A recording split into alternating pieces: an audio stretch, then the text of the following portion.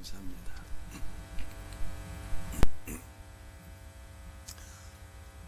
지난주에는 갈렙의 조카 온니엘이 기랴세벨을 점령했고, 기랴세벨은 이후에 드빌로 이름이 바뀌어졌다라고 하는 것을 설명드렸습니다. 기랴세벨은 책의 도시라고 하는 뜻입니다. 그런데 이 기랴세벨이 온니엘에서 점령된 이후에 드빌로 이름이 바뀌어졌는데, 드빌은 말씀이라고 하는 뜻입니다.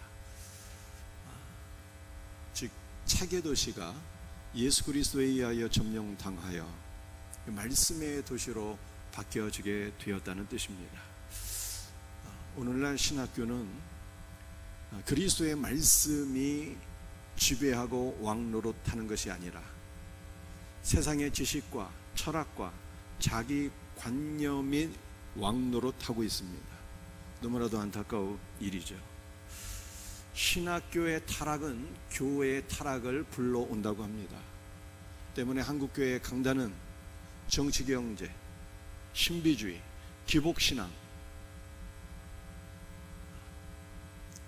그리고 윤리와 도덕에 의해서 이미 점령을 당하고 있습니다. 이처럼 세상의 지식과 철학과 인간의 관념에 의해서 지배당한 신학교와 교회 강단이 다시 예수 그리스도의 말씀으로 점령을 당하는 것이 책의 도시가 말씀의 도시로 변화되는 것입니다.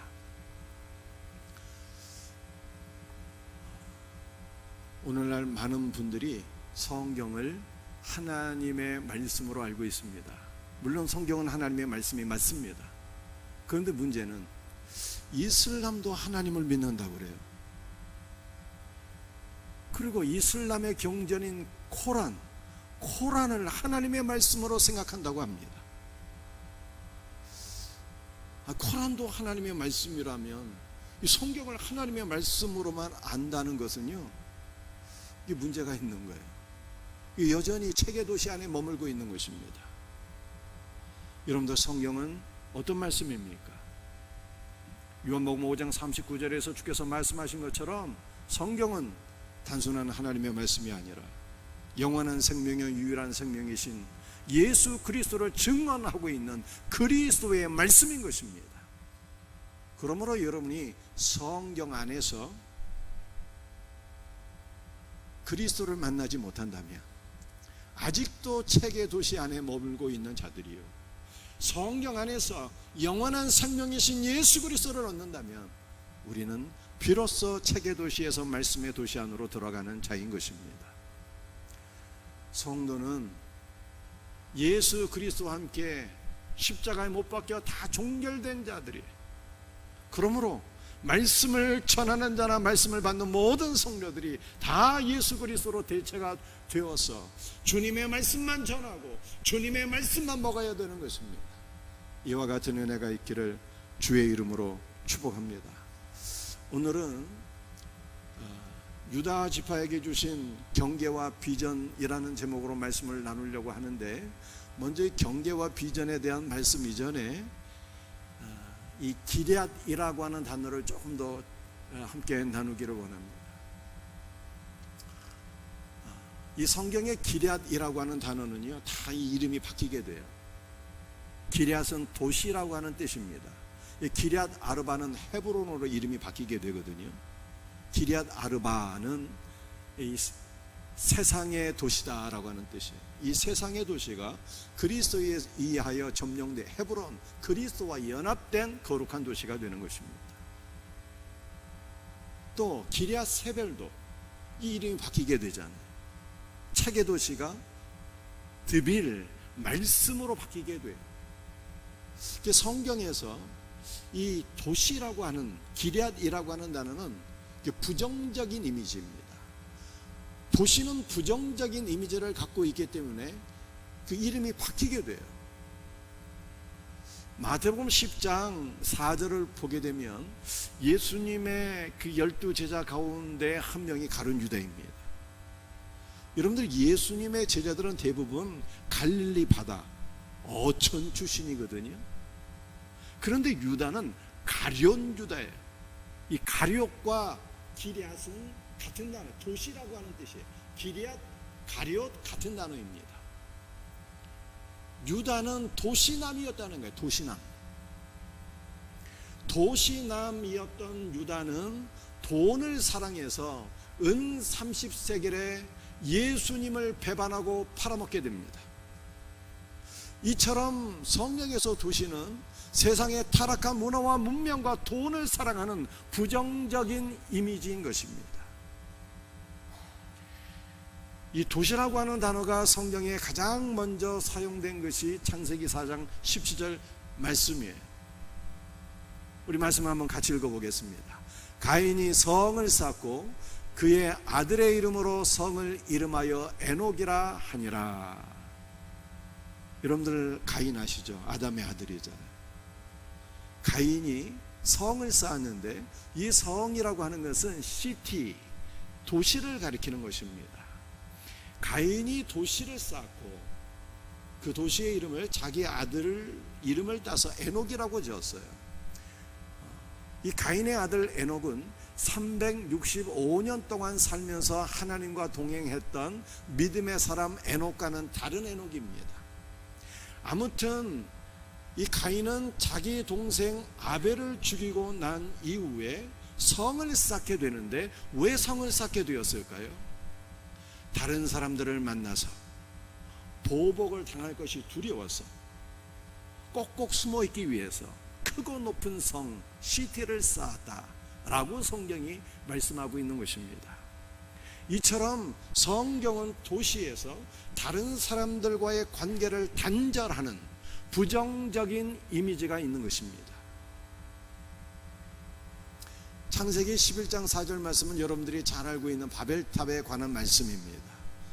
말씀을 같이 한번 읽어보겠습니다.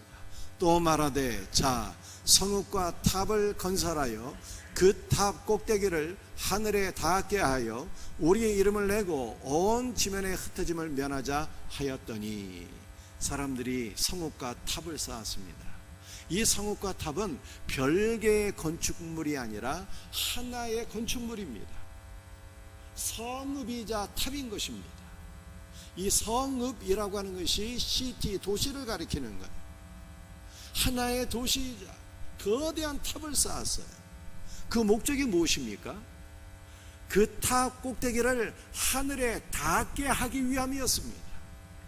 탑 꼭대기를 하늘에 닿게 한다는 것은 하나님의 권위에 도전하는 인간의 교만을 가리키는 것입니다. 이처럼 이 도시는 타락한 인간이 하나님의 권위에 도전하는 이 교만을 상징하는 부정적인 이미지를 갖고 있습니다. 창세기 12장 1절 말씀에 여호와께서 아브라함에게 이르시되 너는 너의 고향과 친척과 아버지의 집을 떠나 내가 네게 보여줄 땅으로 가라고 말씀하셨습니다. 제가 여러분에게 질문하겠습니다. 잘 듣고 답변하셔야 돼요. 아브라함의 고향이 어디입니까? 아브라함의 고향. 예. 아유, 잘 말씀하셨네. 누구신가요? 갈대아 우르입니다. 갈대아 우르. 그런데 갈대아 우르는 전 세계에서 가장 일찍 문화와 문명이 꽃피운 도시예요. 도시, 시티입니다. 문명의 발생지예요. 동시에 갈대아 우르는 우상을 숭배하는 타락한 땅이었습니다. 그러므로 갈대아 우르에서 살고 있던 아브라함에게 하나님께서 말씀하셨어요. 너는 너의 고향, 친척, 아버지의 집을 떠나서 내가 너에게 지시할 땅으로 가라 말씀하셨습니다. 이처럼 도시는 우상 숭배라고 하는 이 타락하고 부정적인 이미지와 연관이 되어 있는 것입니다. 하나님께서 하나님의 권위에 도전하는 인간의 교만을 심판하셨어요. 이것이 바로 바벨탑이 무너진 것입니다. 또 하나님께서는 성적으로 극도로 부패한 소돔과 고모라 시티, 이것을 불로써 심판하셨습니다. 이처럼 도시라고 하는 것은 타락한 문화와 문명을 가리키는 것이고 우상을 숭배하는 땅이고 인간의 교만을 가리키는 것이기 때문에 장차 멸망하게 될 장망성인 것입니다. 그런데 성경을 보게 되면 이 도시와 반대가 되는 것이 두 가지가 있어요. 장차 멸망하게 될 장망성인 도시와 반대되는 것들은 무엇일까요? 첫 번째는 장막입니다. 히브리서 11장 9절 말씀이에요. 우리 말씀 같이 한번 읽어보겠습니다. 믿음으로 그가 약속의 땅에 거류하여 동일한 약속을 유업으로 함께 받은 이삭 및 야곱과 더불어 장막에 거하였으니, 하나님의 말씀을 따라서 아브라함이 우상 숭배의 땅을 떠나서 하나님께서 약속하신 땅 가나안으로 들어오게 되었습니다. 가나안에 거주했던 아브라함은 어디서 살았을까요? 그는 원래 도시남이었는데 가나안 땅에 들어와서는 장막에 거주했다라고 말씀하고 있어요. 여러분들, 장막이라고 하는 것은 천막집 아닙니까? 그런데 이 장막이라고 하는 단어가 오헬인데 이것은 성막이라고 하는 뜻이 있어요. 그래서 도시남이었던 아브라함은 가나안 땅에 들어와서는 성막 안에 살며 살아계신 하나님과 교통하며 살았다라고 하는 것을 성경이 말씀하고 있는 것입니다. 그런데 이 장막이라고 하는 단어가 요한복음 1장 14절에서 기록되어 있습니다. 말씀이 육신이 되어, 말씀이 육신이 되셨다는 것은 말씀이신 하나님, 우리 주 예수 그리스도께서 육신을 입고 이 땅에 오셨다고 하는 그리스도의 성육신을 가리키는 것입니다. 말씀이 육신이 되어 우리 가운데 거하심에, 이 거하신다라고 하는 것이 장막을 펼치다라고 하는 뜻이에요. 이것은 예수 그리스도의 성육신은 우리 위에 하늘 장막을 펼쳐주신 은혜라고 하는 것입니다. 그러므로 우리는 이 땅에 살고 있지만 예수님의 성육신을 통해서 우리 위에 하늘 장막이 펼쳐져 있기 때문에 하늘에 속한 자로 살아가게 되었다라고 하는 것을 성경이 말씀하고 있는 것입니다. 그러므로 아브라함이 장막에 거했다라고 하는 말씀은요, 어떠한 말씀이 되겠습니까? 성육신하신 예수 그리스도 안에 거했다는 뜻입니다. 성육신하신 예수 그리스도 안에서 그리스도와 교통하며 살았다라고 하는 것을 성경이 말씀하고 있는 것입니다. 이 도시와 반대가 되는 것이 두 가지가 있는데요, 하나는 장막이고 또 하나는 광야입니다. 광야는 도시와는 반대가 되는 개념이에요. 여호수아 15장 1절 말씀 같이 한번 읽어보겠습니다. 또 유다 자손의 지파가 그들의 가족대로 제비 뽑은 땅의 남쪽으로는 에돔 경계에 이르고 또 남쪽 끝은 신광야까지라. 유다 지파의 남쪽 경계가 가나안 땅 가장 밑 부분인 신광야까지라, 이렇게 말씀하고 있습니다. 여러분들, 이 광야라고 하는 단어는요, 어려운 단어를 말씀해서 죄송합니다. 이해하시기 바랍니다. 미드바르라고 하는 단어인데 이 미드바르는 다바르라고 하는 단어에서 나왔어요. 다바르는 말씀이란 뜻입니다. 따라서 광야는 하나님의 말씀을 듣는 곳이에요. 하나님께서 이스라엘 백성들에게 십계명을 주셨잖아요. 그 십계명을 주신 장소가 신의 광야예요. 신의 광야. 광야는 하나님께서 임재하셔서 말씀을 주시는 곳입니다. 우리가 잘 알고 있는 세례요한은 하나님의 말씀을 전파했는데 광야에서 하나님의 말씀을 전파했어요. 광야는 하나님의 말씀을 듣는 곳입니다. 여러분들, 우리가 흔히 광야 하면은 황무지, 사람이 살 수 없는 곳, 이런 것을 우리가 생각하지 않습니까? 그런데 우리가 이스라엘 가보게 되면 광야 체험도 할 수 있게 됩니다. 여러분들, 우리가 광야를 가보게 되면은 광야는 어떠한 곳인가 하면 목자들이 양들을 이끌고 푸른 초장 잔잔한 시냇물로 가서 양들을 먹이는 것이 광야예요. 그러면 목자는 누구를 가리키는 것입니까? 목자는 선한 목자가 되시는 우리 주 예수 그리스도예요. 양은 누구입니까? 바로 저와 여러분이 그리스도의 양인 것입니다. 푸른 초장과 잔잔한 시냇물은 바로 생명의 양식이 되시는 예수 그리스도와 영생수가 되시는 예수님을 가리키는 거예요.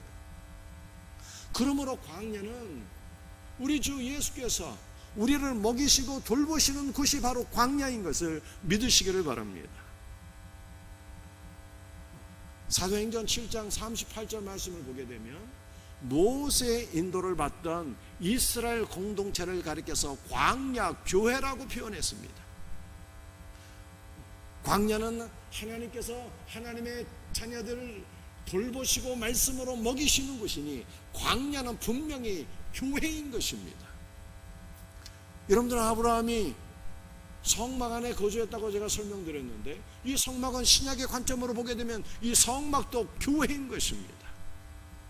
그러므로 도시와 반대가 되는 것이 두 가지가 있는데 바로 장막과 광야예요. 그리고 이 장막과 광야는 바로 교회를 가리키는 것입니다. 우리 믿음의 조상들은 다 장막과 광야 안에 살면서, 즉 교회 안에 머물면서 이 땅의 도시를 사모한 것이 아니라 영원한 한 도시를 사모하며 살았어요. 그 영원한 한 도시가 무엇일까요? 히브리서 11장 9절과 10절에 영원한 한 도시를 설명하고 있습니다. 우리 말씀을 같이 한번 읽어보겠습니다. 믿음으로 그가 이방의 땅에 있는 것 같이 약속의 땅에 거류하여 동일한 약속을 유업으로 함께 받은 이삭 및 야곱과 더불어 장막에 거하였으니 이는 그가 하나님의 교회 가시고 지으실 터가 있는 성을 바랐음이라. 아멘. 도시남이었던 아브라함은 하나님의 말씀을 따라서 가나안으로 오게 되었습니다.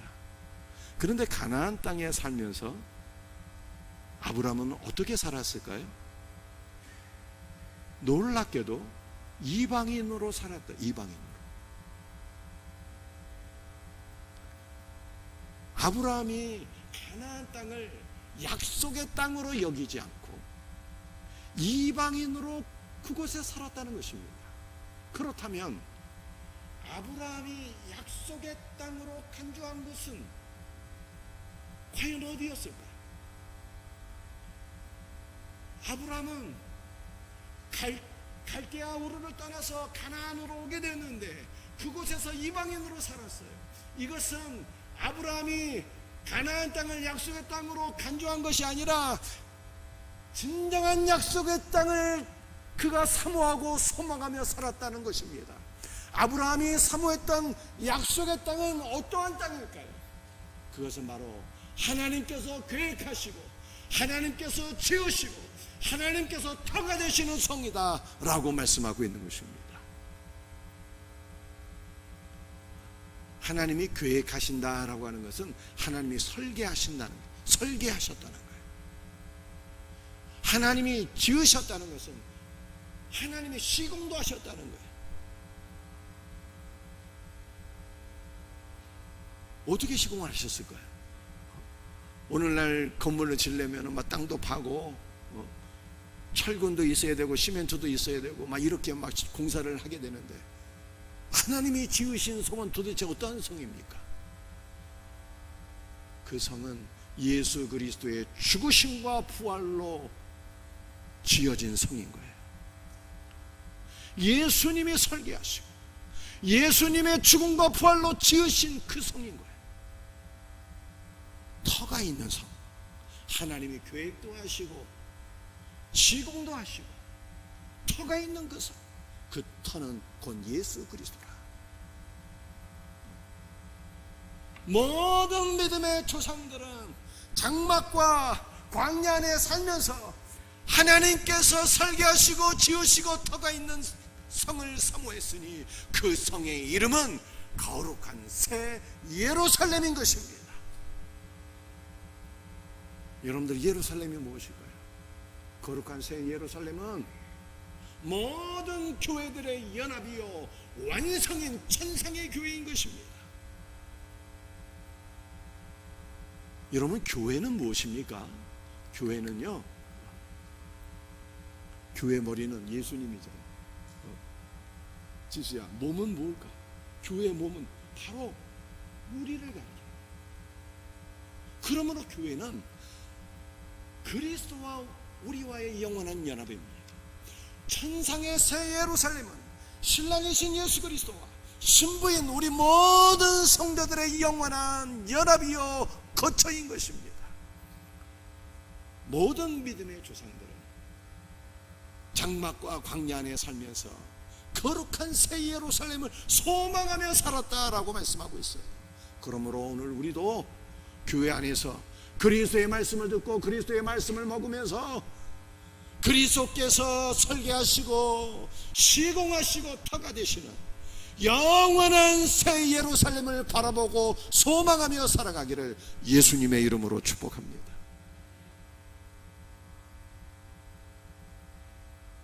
금요일부터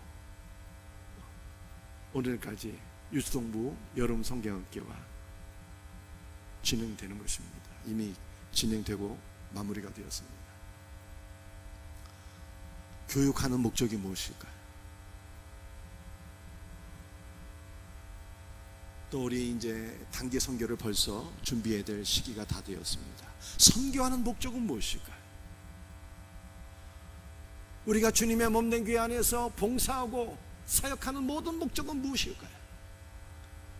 그래서 바로 우리가 거룩한 새 예루살렘으로 조성되어지고 거룩한 새 예루살렘을 확장하는 것이 우리 모든 교회의 궁극적인 비전이요 사명인 것을 믿으시기를 바랍니다.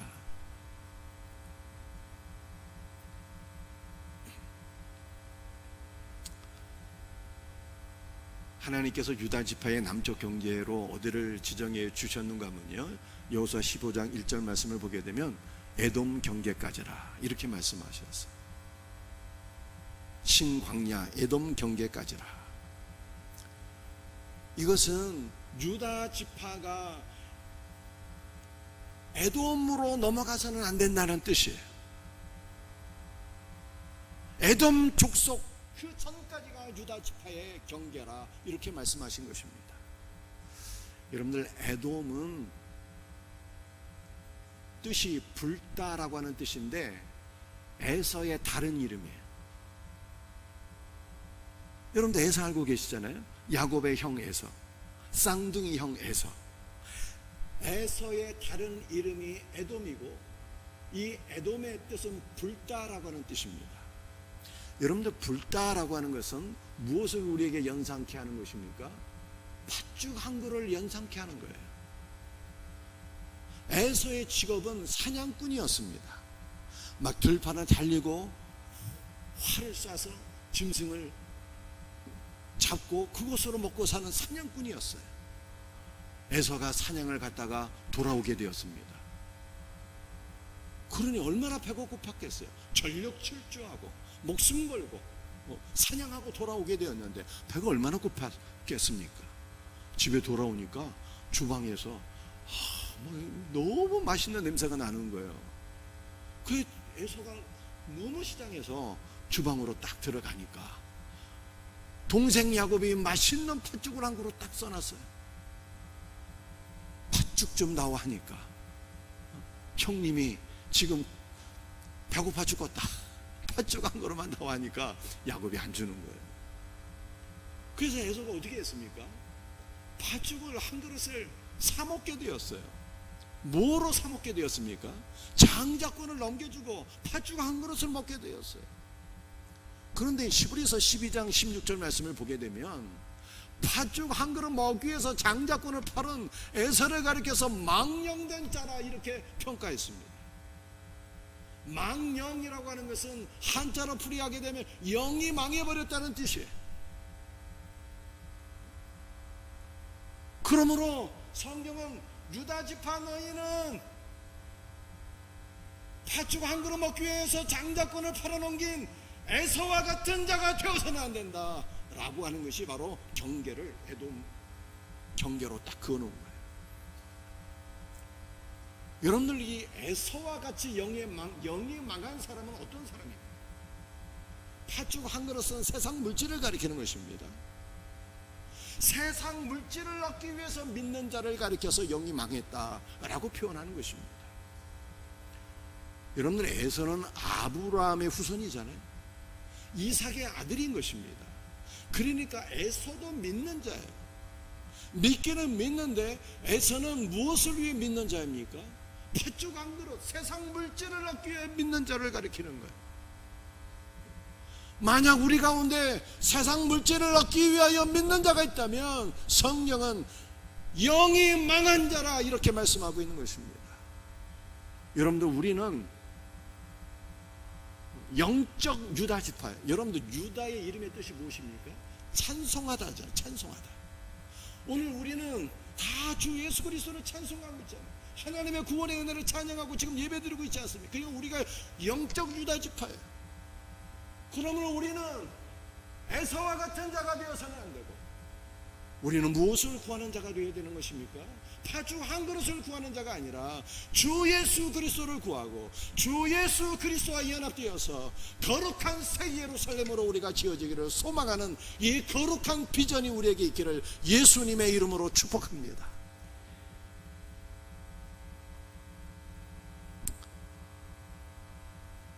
여호수아 15장 5절과 6절에서는 북쪽 경계를 지정해 주셨어요.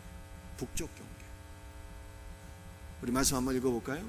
그 동쪽 경계는 여메인이 요단 끝까지요, 또 그 북쪽 경계는 요단 끝에 있는 해만에서부터 벳 호굴라로 올라가서 벳 아라바 북쪽을 지나 루벤 자손 보안의 돌에 이르고, 남쪽 경계는 한마디로 말해서 신광야 에돔 족속 거기까지이지만 북쪽은요 사해바다 위로 요단강이 있게 되는데, 그 사해바다 위 요단강 끝 벳 호굴라 지점이다. 이것을 북쪽 경계로 지정하셨어. 벳 호굴라는요 자구새의 집이다 라고 하는 뜻이에요. 여러분들, 자구새는 참새 비슷한데 참새보다 더 작은 새를 가리키는 것입니다. 자, 이것이 무슨 뜻일까요? 이스라엘은 12지파로 구성되어 있잖아요. 그런데 그 12지파 가운데 가장 강성한 지파는 어떤 지파였습니까? 유다 지파였어요. 그런데 그 유다 지파의 북쪽 경계는 벳 호굴라, 자고새의 집이었다는 거예요. 이것은 강성한 유다 지파는, 자고새는 무엇을 가리키는 것입니까? 작은 새잖아요. 이것은 이 땅에서 작고 연약한 자들을 가리키는 거예요. 작고 연약한 자들이 좀 쉬고 안식을 얻을 수 있는 그러한 집이 되어라 라고 하는 것입니다. 강성한 유다 지파야, 너는 너를 위해서 살지 말고 이 땅에 있는 작고 연약한 자들을 품고 섬기는 그러한 지파가 되어라 라고 하는 것을 경계를 통해서 비전으로 주셨다라고 하는 것입니다.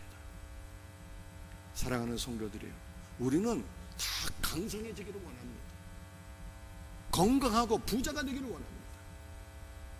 여러분들, 주 안에서 강성한 사람 되기를 축복합니다. 그런데 왜 부자가 되기를 원하십니까? 왜 사업이 형통하고 번성하기를 원하십니까? 목적이 있어야 될 거 아닙니까? 목적 없이 내가 단순히 부자 되고 형통하기를 원한다면 그것은 기복신앙인 거예요. 목적이 있어야 되는 거예요. 무슨 목적이 있어야 됩니까?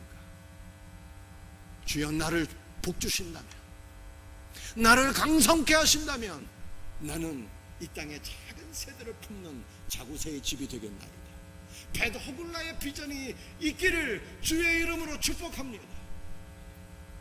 이 땅에 많은 지친 영혼들, 피곤한 영혼들을 품을 수 있는, 섬기는 이 비전이 있어야 된다라고 하는 것입니다.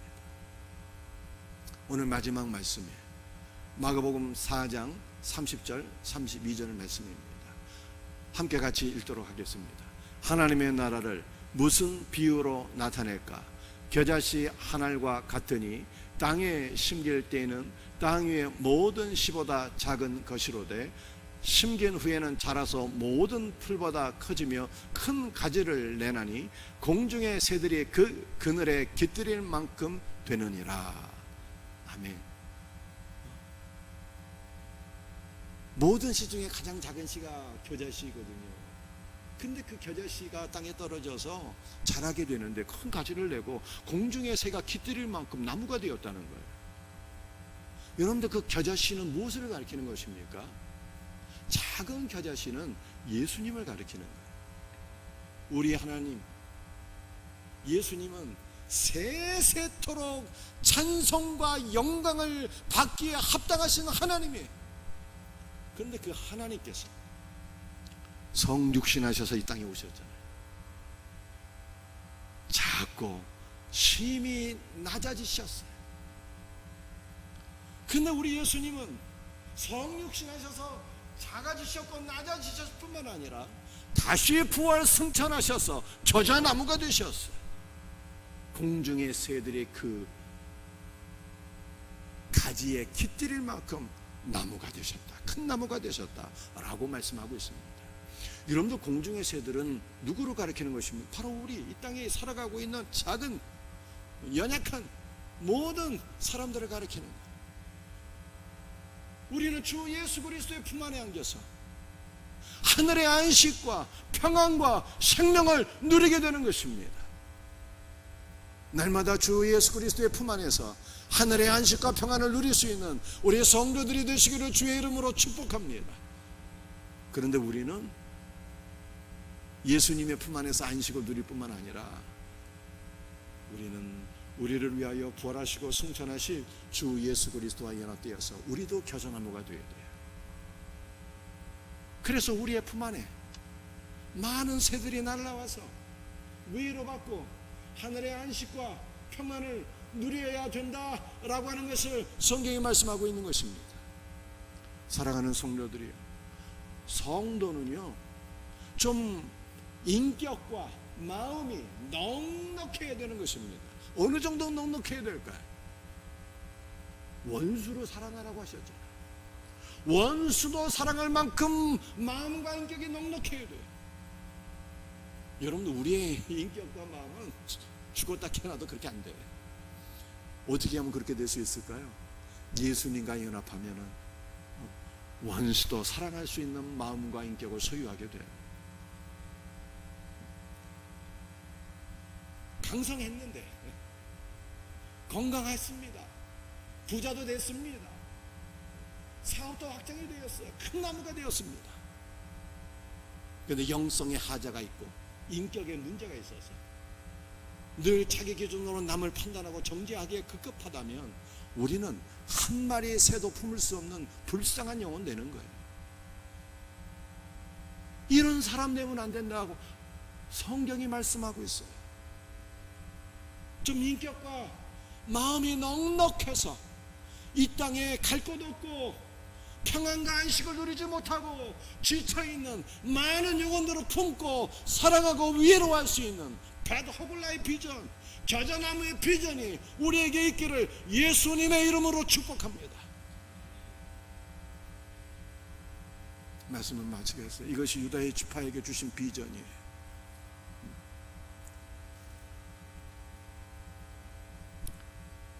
에돔으로 넘어가지 말고 세상 물질을 구하지 말고 거룩한 성 새 예루살렘을 사모하며 벳호글라의 비전, 이 땅에 있는 작은 자들을 품고 예수 그리스도의 사랑으로 섬길 수 있는 비전, 이 놀라운 은혜가 우리의 생명샘교에 있기를 주의 이름으로 축복합니다. 우리 다 같이 일어나셔서 찬송하시죠.